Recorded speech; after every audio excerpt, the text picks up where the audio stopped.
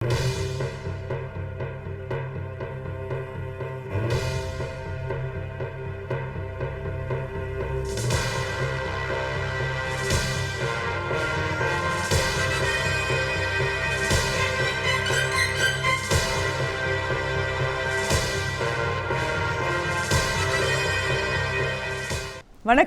நீதிமன்ற செய்திகள் 11/5/2024 அன்று தமிழ்நாடு முழுவதும் நடைபெற இருந்த தேசிய மக்கள் நீதிமன்றம், சென்னை உயர்நீதிமன்ற தலைமை நீதியரசரும் தமிழ்நாடு மாநில சட்டப்பணிகள் ஆணைக்குழுவின் புரவலருமான மாண்புமிகு திரு சஞ்சய் விஜயகுமார் கங்கா பூர்வாலா அவர்களின் வழிகாட்டுதலின்படியும், சென்னை உயர்நீதிமன்ற மூத்த நீதியரசரும் தமிழ்நாடு மாநில சட்டப்பணிகள் ஆணைக்குழுவின் செயல் தலைவருமான மாண்புமிகு நீதியரசர் திரு ஆர் மகாதேவன் அவர்களின் உத்தரவின்படி, மாவட்ட மற்றும் தாலுகா அளவில் உள்ள நீதிமன்றங்கள் முதல் உயர்நீதிமன்றம் வரை உள்ள அனைத்து சட்டப்பணிகள் ஆணைக்குழுக்கள் சார்பில் தேசிய மக்கள் நீதிமன்றம் வருகின்ற 8/6/2024 அன்று நடைபெற உள்ளது. அன்றைய தினம் நீதிமன்றத்தில் நிலுவையில் உள்ள சமரச தீர்வு காணக்கூடிய குற்றவியல் வழக்குகள், மாற்றுமுறை ஆவண சட்டம் பிரிவு 138 கீழான காசோலை சம்பந்தமான வழக்குகள், வங்கி கடன் வசூல் வழக்குகள், மோட்டார் வாகன விபத்து, அரசு போக்குவரத்து மற்றும் காப்பீட்டு நிறுவன வழக்குகள், தொழிலாளர் பிரச்சனை சம்பந்தமான வழக்குகள், மின்சார கட்டணம், தண்ணீர் கட்டணம் இவற்றில் சுமூக தீர்வு காண முடிந்த வழக்குகள் மட்டும், மனவாழ்க்கை பிரச்சனை தொடர்பான வழக்குகள், நில ஆர்ஜித வழக்குகள், ஊதியம், படிகள் மற்றும் பணி ஓய்வு கால பலன்கள் சம்பந்தப்பட்ட பிரச்சனைகள், மாவட்ட நீதிமன்றங்கள் மற்றும் உயர்நீதிமன்றங்களில் நிலுவையில் உள்ள வருவாய்த்துறை வழக்குகள், உரிமையியல் வழக்குகள், சொத்துரிமை மற்றும் நுகர்வோர் நீதிமன்ற வழக்குகள் எடுத்துக்கொள்ளப்பட்டு சுமூக தீர்வு காணப்பட உள்ளன. நீதிமன்றத்தில் வழக்காக தாக்கல் செய்யும் முன்னர் சமரசம் செய்து கொள்ளக்கூடிய பிரச்சனைகளான ப்ரீ லிட்டிகேஷன் கேசஸ், வங்கி காசோலை சம்பந்தமான பிரச்சனைகள், வங்கி கடன் வசூல் பிரச்சனைகள், மின்சார கட்டணம், தண்ணீர் கட்டணம் உள்ளிட்ட பிரச்சனைகள் மற்றும் இதர குற்றவியல் வழக்குகள் எடுத்துக்கொள்ளப்பட்டு சுமூக தீர்வு காணப்பட உள்ளன. இந்த அமைப்புகளின் மூலம் தீர்த்து வைக்கப்படுகின்ற வழக்குகள் அந்த அமைப்புகளிலேயே முற்று பெற்று விடுகின்றன. முத்திரைத்தாள் வாயிலாக நீதிமன்றத்தில் ஏற்கனவே செலுத்திய நீதிமன்ற கட்டணத்தை திரும்ப பெறும் வாய்ப்பு உள்ளது. வழக்குகளில் தீர்வு கண்டவுடன் அதற்கான தீர்ப்பு நகல் உடனே வழங்கப்படும். மேல்முறையீடு என்பது இல்லை. மனம் ஒருமித்து ஏற்படுகின்ற இந்த தீர்ப்புகளை பொறுத்தவரை இரு தரப்பில் எவருக்கும் வெற்றி தோல்வி என்பதில்லை. இத்தீர்ப்பானது ஒரு நீதிமன்றம் பிறப்பிக்கின்ற தீர்ப்பாணைக்கு ஒப்பாகும். மக்கள் நீதிமன்றத்தில் வழக்காளர்களுக்கு செலவின்றி விரைவாக நீதி கிடைக்க வழிவகை செய்யப்படும். நீதிமன்றத்தில் நிலுவையில் இல்லாத பிரச்சனைகளாக இருந்தாலும் அவற்றையும் மக்கள் நீதிமன்றம் விசாரித்து நிரந்தர தீர்வு காணப்படும். எனவே பொதுமக்களும் வழக்காடிகளும் வருகின்ற 8/6/2024 அன்று தமிழ்நாடு முழுவதும் நடைபெற உள்ள தேசிய மக்கள் நீதிமன்றத்தில் கலந்து கொண்டு பயன்பெறுமாறு தமிழ்நாடு மாநில சட்டப்பணிகள் ஆணைக்குழு சார்பாக கேட்டுக்கொள்ளப்படுகிறது. திருப்பூர் மாவட்டம் தாராபுரம் வட்ட சட்டப்பணிகள் குழு சார்பில் தாராபுரம் மகாராணி பாலிடெக்னிக் கல்லூரியில் போக்சோ சட்டம், போதைப் பொருள் மற்றும் சைபர் கிரைம் தொடர்பான சட்ட விழிப்புணர்வு முகாம் கடந்த 20/3/2024 அன்று நடைபெற்றது. இந்நிகழ்ச்சியில் வட்ட சட்ட பணிகள் குழுவின் தலைவரும் சார்பு நீதிபதியுமான திரு தர்ம பிரபு தலைமை வகித்து பேசுகையில், மாணவ மாணவிகள் அனைவரும் செல்போன் கணினியை பயன்படுத்துகின்ற போது மிகவும் கவனமாக பயன்படுத்த வேண்டும். மேலும் செல்போன் கணினி பயன்படுத்துவது கல்வி சார்ந்த பணிக்கான மட்டுமே பயன்படுத்த வேண்டும் என்றும், போதைப் பொருள் இல்லாத சமுதாயத்தை உருவாக்குவது மாணவர்களின் மிக முக்கியமான கடமையாகும் என்றும், போக்சோ சட்டம் குறித்தும் சட்டப்பணிகள் ஆணைக்குழுவின் செயல்பாடுகள் குறித்தும் விளக்கி பேசினார். தாராபுரம் குற்றவியல் நீதித்துறை நடுவர் திரு பாபு பேசுகையில், மாணவர்கள் பெற்றோர்களை கட்டாயப்படுத்தி வாகனம், செல்போன், கணினி போன்ற பொருட்களை வாங்கி அதனை முறையாக பயன்படுத்தாமல் தங்களுக்கே தெரியாமல் குற்ற பின்னணியில் மாட்டிக்கொள்கின்றனர். எனவே இது போன்ற பொருட்களுக்கு ஆசைப்படாமல் நல்ல முறையில் படித்து தொழிற்கல்வியில் நல்ல பதவியில் அமர வேண்டும் என பேசினார். மேலும் இந்நிகழ்ச்சியில் வழக்கறிஞர் சங்க தலைவர் திரு கலைச்செல்வன், வழக்கறிஞர் திருமதி சித்ரா பான்ஸ், கல்லூரியின் முதல்வர் திரு செந்தில்குமார், ஆசிரியர் திரு விமல் ஆனந்தன் மற்றும் மாணவ மாணவிகள் உட்பட பலர் கலந்து கொண்டனர். அரியலூர் மாவட்டம் செந்துறை வட்ட சட்ட பணிகள் குழு சார்பில் மணப்பத்தூர் ஊராட்சி ஒன்றிய தொடக்கப்பள்ளியில் சட்ட விழிப்புணர்வு முகாம் நடைபெற்றது. இம்முகாமில் செந்துறை வட்ட சட்டப்பணிகள் தலைவரும் மாவட்ட உரிமையியல் மற்றும் குற்றவியல் நீதித்துறை நடுவருமான செல்வி ஆக்னஸ் ஜெயபிரபா தலைமை வகித்து சட்டப்பணிகள் ஆணைக்குழுவின் செயல்பாடுகள், குழந்தைகள் மற்றும் பெண்கள் பாதுகாப்பு சட்டம், கட்டாய கல்வி சட்டம் குறித்தும் விளக்கி பேசினார். இந்நிகழ்ச்சியில் வழக்கறிஞர் சங்க தலைவர் திரு கால்மார்க்ஸ், மணப்பத்தூர் ஊராட்சி மன்ற தலைவர் திருமதி லட்சுமி மற்றும் பொதுமக்கள், பள்ளி மாணவர்கள் உட்பட பலர் கலந்து கொண்டனர். நாமக்கல் மாவட்ட சட்டப்பணிகள் ஆணைக்குழு, குளோபல் ஃபண்ட், கேபி கிராண்ட் மற்றும் நாமக்கல் மாவட்ட சபர்மதி பெண்கள் மேம்பாட்டு சங்கம் சார்பில் சட்ட விழிப்புணர்வு ஆலோசனை கூட்டம் இலக்கு கிராமத்தில் கடந்த 15/3/2024 அன்று நடைபெற்றது. இம்முகாமில் நாமக்கல் மாவட்ட சட்டப்பணிகள் ஆணைக்குழுவின் செயலாளரும் சார்பு நீதிபதியுமான திரு விஜய் கார்த்திக் தலைமை வகித்து சட்டப்பணிகள் ஆணைக்குழுவின் செயல்பாடுகள் மற்றும் அடிப்படை சட்டங்கள் குறித்து விளக்கி பேசினார். இந்நிகழ்ச்சியில் மாவட்ட சமூக நலத்துறை மற்றும் எய்ட்ஸ் கட்டுப்பாடு அலகு ஆலோசகர் திருமதி Jhansi, global fund, KP grant திட்ட அலுவலர்கள், மாவட்ட சபர்மதி பெண்கள் மேம்பாட்டு சங்க தலைவர் திருமதி கீதாஞ்சலி மற்றும் பொதுமக்கள் உட்பட பலர் கலந்து கொண்டனர். சாதி சான்றிதழ் கோரிய பெண்ணை அலைக்கழித்ததால் ரூபாய் 50,000 இழப்பீடு. இழப்பீட்டுத் தொகையை அதிகாரிகளிடம் வசூலிக்க சென்னை உயர்நீதிமன்ற மதுரை கிளை உத்தரவு. கரூரை சேர்ந்த ஷ்ரேயா என்பவர் மதுரை உயர்நீதிமன்றத்தில் தாக்கல் செய்த மனுவில் தான் கரூர் மாவட்டத்தில் பள்ளிப்படிப்பை முடித்ததாகவும், காட்டுநாயக்கன் பழங்குடி சமுதாயத்தை சேர்ந்தவர் என்றும், தனக்கு காட்டுநாயக்கர் சமூகத்தை சேர்ந்தவர் என சாதி சான்றிதழ் வழங்க கோரி அதிகாரிகளிடம் மனு அளித்ததாகவும், அம்மனுவை வருவாய் அதிகாரி நிராகரித்து விட்டார். எனவே அவர் பிறப்பித்த உத்தரவை ரத்து செய்து தனக்கு சாதி சான்றிதழ் வழங்க உத்தரவிட வேண்டும் என்று மனு தாக்கல் செய்திருந்தார். இந்த வழக்கு சென்னை உயர்நீதிமன்ற மதுரை கிளையில் 2 நபர் அமர்வு நீதிபதிகள் முன்பு விசாரணைக்கு வந்தது. அப்போது நீதிபதிகள் இந்த வழக்கை பொறுத்தவரையில் மனுதாரர் தான் காட்டுநாயக்கன் இனத்தை சார்ந்தவர் என்பதை நிரூபிக்க பள்ளி சான்றிதழ்கள் மற்றும் தனது தந்தை வழி மாமாவான கண்ணதாசன் என்பவரது சான்றிதழ்களை தாக்கல் செய்துள்ளார். அதன்படிக்கு மனுதாரர் பழங்குடி இனமான காட்டுநாயக்கன் பிரிவை சேர்ந்தவர் என்பது தெரிய வருகிறது. மேலும் மனுதாரரின் மாமாவின் சான்றிதழ் மாநில அளவிலான சரிபார்ப்பு குழுவினரால் ஏற்கனவே தெளிவாக பரிசீலனை செய்யப்பட்டுள்ளது என்பது தெரிய வருகிறது. எனவே கரூர் மாவட்ட ஆட்சியர் மற்றும் வருவாய்த்துறை அதிகாரி ஆகிய இருவரும் மனுதாரரின் மேற்படி கோரிக்கைகளை பரிசீலனை செய்து இந்த உத்தரவு பிறப்பித்த 4 வார காலத்திற்குள் அவருக்கு உரிய சான்றிதழ் வழங்க வேண்டும் என உத்தரவிடப்படுகிறது. இந்த வழக்கில் 2ஆம் எதிர்மனுதாரரான கரூர் வருவாய் கோட்டாட்சியர் மனுதாரரை தேவையில்லாமல் அலைக்கழித்துள்ளார். எனவே மனுதாரருக்கு ரூபாய் 50,000 இழப்பீடாக அரசு தரப்பில் வழங்க வேண்டும். தொகையை சம்பந்தப்பட்ட அதிகாரிகளிடமிருந்து வசூலித்துக் கொள்ளலாம் என்று நீதிபதிகள் உத்தரவிட்டு வழக்கை முடித்து வைத்தனர். இத்துடன் நீதிமன்ற செய்திகள் நிறைவடைகிறது. நன்றி, வணக்கம்.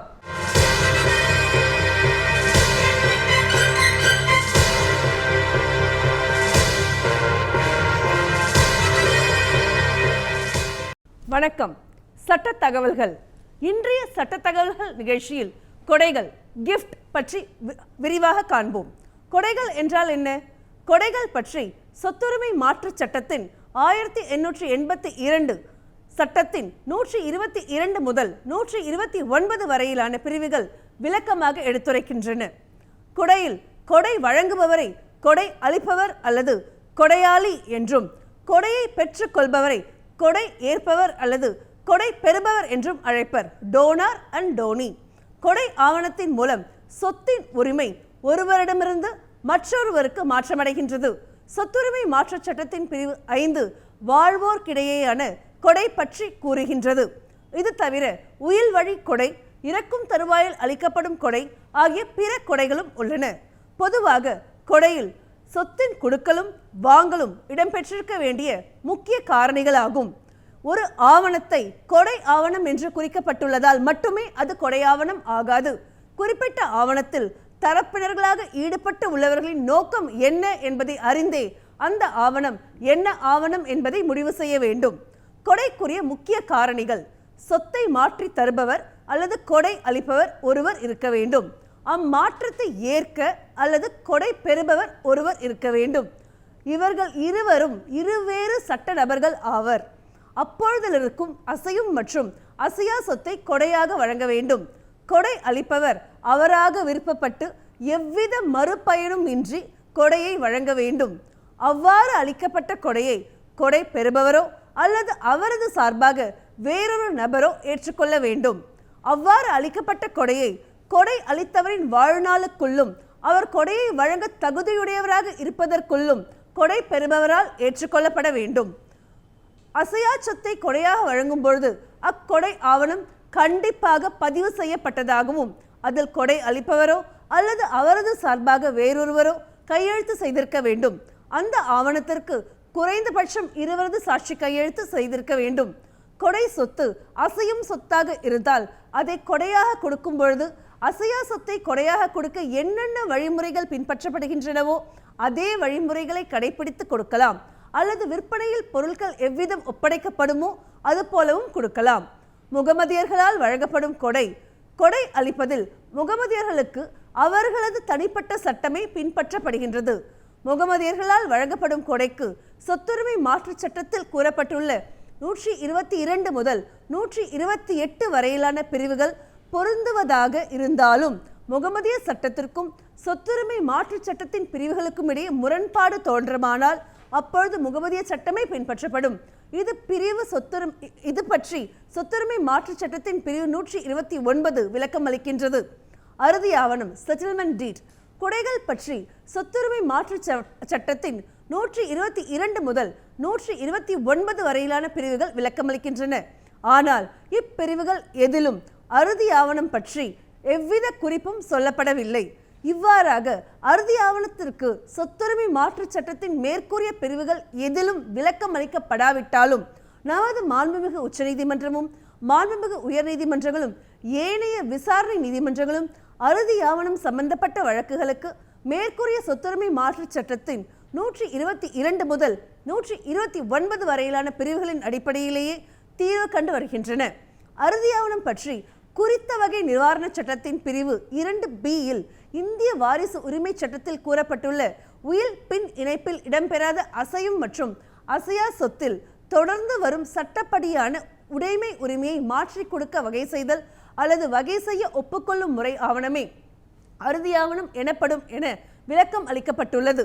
இதுபோல அறுதி ஆவணம் பற்றி இந்திய முத்திரை சட்டத்தில் இந்தியன் ஸ்டாம்ப் ஆக்ட் பிரிவு 224 விருப்புறுதி ஆவணத்தில் இடம்பெறாத அசையும் மற்றும் அசையா சொத்து குறித்து பின்வரும் சமயங்களான திருமணத்திற்காக பிரதிபலன் வழங்கப்பட்ட அறுதி ஆவணத்தை ஏற்படுத்துபவரின் குடும்பத்திற்குள் சொத்துக்களை பகிர்ந்தளிக்க அல்லது அவர் விரும்புகின்றவர்களுக்கு சொத்தை கொடுக்க அல்லது அவரை சமயம் சார்ந்தவர்களுக்காக சொத்தை கொடுக்க அல்லது சமயம் சார்ந்த காரியங்களுக்காகவும் அல்லது அறம் சார்ந்த காரியங்களுக்காகவும் சொத்தை கொடுப்பதாக ஒப்புக்கொண்டு எழுத்து மூலமாக ஏற்படுத்தப்பட்டதும் மேலும் அவ்வாறு வகுத்தமைக்கு எழுத்தால் ஏற்படுத்தப்பட்டதுமான ஒப்பந்தமே அறுதி ஆவணம் ஆகும் என கூறப்பட்டுள்ளது.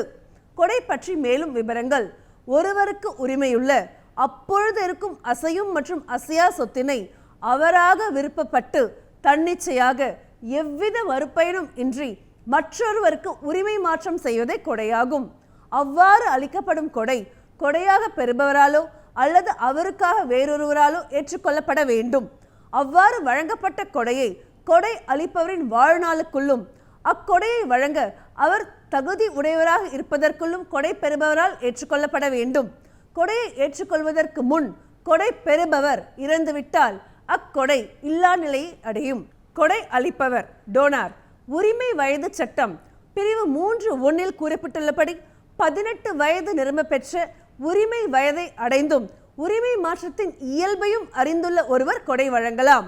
இந்திய ஒப்பந்த சட்டம் பிரிவு 11 படி இளவர் ஒப்பந்தத்தில் ஈடுபட முடியாது என்பதால் இளவர் கொடை அளிப்பவராக இருக்க முடியாது. கொடை அளிப்பவர் தானாக விருப்பப்பட்டு எவ்வித மறுபயனும் இன்றி கொடை பெறுபவருக்கு கொடையை வழங்க வேண்டும்.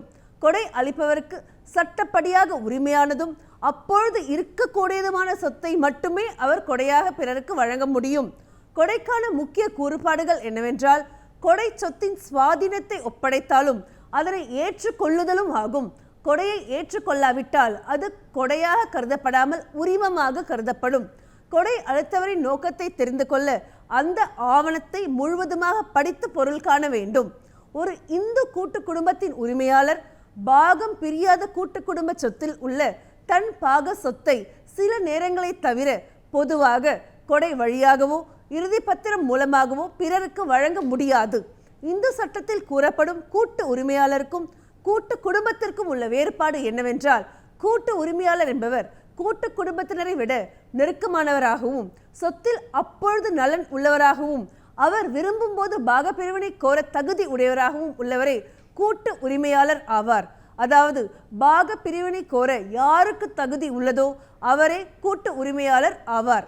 முழு எஞ்சினர் உரிமை பெற்ற கூட்டு உரிமையாளர் கூட்டு உரிமை சொத்தில் தன் பாகத்திற்குரிய தனி சொத்தை உரிமை மாற்றம் செய்ய உரிமை பெற்றுள்ளார். அவ்வாறு மாற்றாக்கம் செய்யப்பட்ட சொத்து பற்றிய பின்னர் பிறக்கும் கூட்டு உரிமையாளரோ தகுதியை பெறுபவரா என்று வினா எழுப்ப முடியாது. இந்த கூட்டு குடும்பத்தின் கூட்டு உரிமையாளர்களில் ஒருவர் கூட்டு குடும்பத்தின் பிற உறுப்பினர்களின் சம்பந்தமின்றி பாகம் பிரியாத கூட்டு குடும்ப சொத்தில் உள்ள தன் பாக சொத்தையோ அல்லது பிற பங்குதாரரின் சொத்தையோ அந்நியருக்கோ அல்லது உறவினருக்கோ கொடையாக அளிப்பது செல்லத்தக்கதல்ல. மேலும் அக்கொடை அது வழங்கியவரின் பாக சொத்தையும் கட்டுப்படுத்தக்கூடியதல்ல. இந்த கூட்டு குடும்பத்தின் அசையா சொத்தை இந்து மாமனார் தனது மருமகளுக்கு சீதன சொத்து என்ற முறையில் கொடையாக வழங்க முடியாது.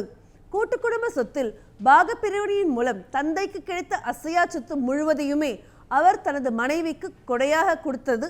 அச்சொத்தில் பிறப்பின் மூலம் பாகமுள்ள மகன்களின் பாகங்களை அக்கொடை கட்டுப்படுத்தக்கூடியது அல்ல. இந்து கணவர் தனது மூதாதையரின் அசையா சொத்தை தனது மனைவிக்கு கொடையாக கொடுத்த அச்சமயத்தில் மனைவியின் கருவில் ஆண் குழந்தை ஒன்று வளர்ந்து வந்தது. இந்நிலையில் அக்கணவர் வழங்கிய கொடை இல்லா நிலை ஆகும். ஏனெனில் தாயின் கருவில் அக்குழந்தை வளர்ந்தாலும் மூதாதையரின் சொத்தை பொறுத்து அக்குழந்தை சட்டப்படி தனது சொந்த உரிமையை தக்க வைத்துக் கொள்ளும்.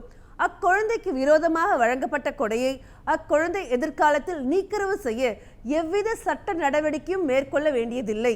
பாகம் பிரியாத இந்து கூட்டு குடும்ப சொத்தை அக்குடும்பத்தின் தந்தையோ அல்லது அக்குடும்பத்தை மேற்பார்வை செய்பவரோ ஒரு நியாயமான அளவு சொத்தை நல்மன சாட்சிக்குரிய காரியங்களுக்காக கொடையாக கொடுக்கலாமே தவிர மீதமுள்ள எல்லா சொத்தையும் அவ்வாறு கொடுக்க முடியாது.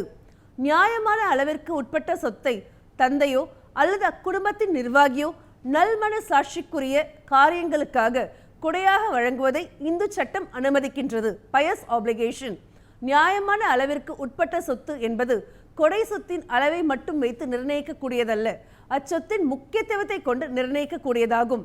வேளாண்மை தொழிலையே நம்பியுள்ள ஒரு இந்து கூட்ட குடும்பத்தில் அவ்வேளாண்மை தொழிலுக்கு ஆதாரமாக உள்ள கிணற்றை கொடையாக கொடுத்தது நியாயமான அளவிற்கு உட்பட்ட கொடையாகாது. மேலும் நியாயமான அளவு என்பது ஒவ்வொரு குடும்பத்தின் தகுதிக்கு ஏற்பவும் கொடையாக வழங்கப்படும் சொத்தின் அளவை பொறுத்தும் குடும்பத்திற்கு குடும்பம் வேறுபடும். கொடை ஆவணத்தின் மூலம் ஒரு சொத்தின் வாழ்நாள் முழுமைக்குமான உடைமை உரிமை பெற்றுள்ள ஒருவரும் கொடை அளித்தவரும் சேர்ந்த கொடை சொத்தை பிறருக்கு மாற்றாக்கம் செய்தது செல்லத்தக்கதல்ல. கூட்டு குடும்ப சொத்து கொடையாக வழங்கப்பட்டுள்ளது என்று கூறுபவரை அதை நிரூபிக்க வேண்டும். ஒரு இந்து தந்தை தனது சுய சம்பாத்திய சொத்துக்களை தனது மகனுக்கு கொடையாக வழங்கவும் அவ்வாறு கொடை பெற்ற மகன் அக்கொடை சொத்தை எவ்வாறு அடைந்து கொள்ள வேண்டும் என்று அந்த ஆவணத்தில் குறிப்பிட்டு கூறவும் அத்தந்தைக்கு முழு உரிமை உண்டு. பாக வழக்கில் முதல் நிலை தீர்ப்பாணையின்படி நீதிமன்றம் சொத்துக்களை பாகம் செய்திருந்தது.